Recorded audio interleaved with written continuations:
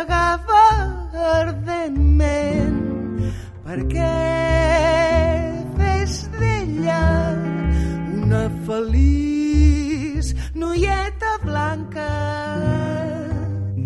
Aquell matí, quan el vell va sortir de casa, va veure el seu cavall tancat al tancat. Aquell matí, com cada matí, el vell va sortir de casa.